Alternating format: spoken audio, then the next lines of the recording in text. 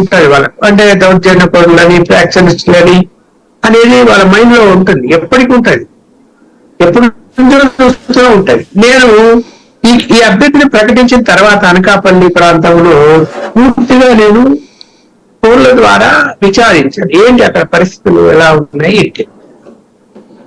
అసలు ఏమీ కానీ కొంత కూడా బీజేపీకి అనుకూల వాతావరణం లేని అక్కడ ఒకవేళ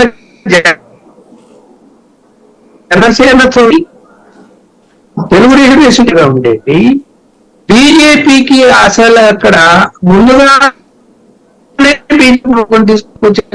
తీసుకొచ్చాక పెడితే ఎవరక్కడ కొట్టేస్తారు, ఇతని ముఖమే చూడాలి. అంటే ఫేస్ ఫెమిలియారిటీ ఉంది కదా,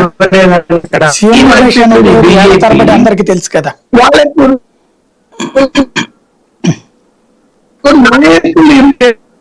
నాయకులు డబ్బున్న నాయకులు ఇంపార్టెంట్ అయిపోయారు. వాళ్ళకి ఎక్కడో చోట అకామిడేట్ చేయాలి. గెలుస్తారా ఓడతారా తర్వాత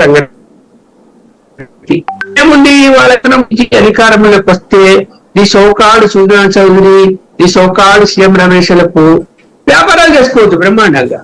ఓడిపోయిన సింపతి, పోటీ చేసాం, ఓడిపోయాం, ఇంత ఖర్చు పెట్టాం, మాకు ఇంకొక 500 కోట్లు 1000 కోట్లు కాంట్రాక్టర్లు ఇవ్వండి, నేను తిరగడానికి ఉపయోగపడుతుంది. ఓడిపోయినా కూడా వాళ్ళు గెలవాలని సీట్లు తీసుకున్నారు, అది వ్యాపారాలు చేసుకోవాలని సీట్లు తీసుకుంటే నాకైతే అనిపిస్తున్నది.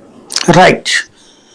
చెన్ను సాంబశివరావు గారు, కొత్త లిస్టు చూస్తే ఉత్సాహం వచ్చిందా భారతీయ జనతా పార్టీ? ఇక అన్ని సద్దుమణిగి ఇక పరుగులు పెట్టబోతోందా? సాయి గారు, మీకు పెద్దల లక్ష్మణ్ గారికి, రెడ్డి గారికి అందరికి నమస్కారం. ఐ థింక్ మాకున్న లీడర్స్, మాకున్న ఆప్షన్స్ లో it's most optimized best bet అని మేము అనుకుంటున్నాం.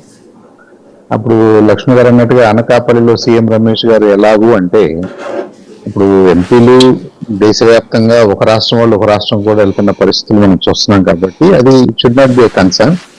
ఆయనకున్న సీనియారిటీ, ఆయన విశాఖపట్నం ఏరియాలో ఆయన ప్రెజెన్స్, అనేక కార్యక్రమాల్లో మాకు పార్టీపరమైన కార్యక్రమాలు ఆయన ఇన్వాల్వ్ అవుతూనే ఉన్నారు. సరే, విశాఖపట్నం కొన్ని కారణాల వల్ల మాకు కేటాయించలేదు కాబట్టి పక్కనే ఉన్న అనకాపల్లిని ఆయన ప్రిఫర్ చేయడం, లేదంటే పార్టీ ప్రిఫర్ చేయడం జరిగింది. అదొక అంశం.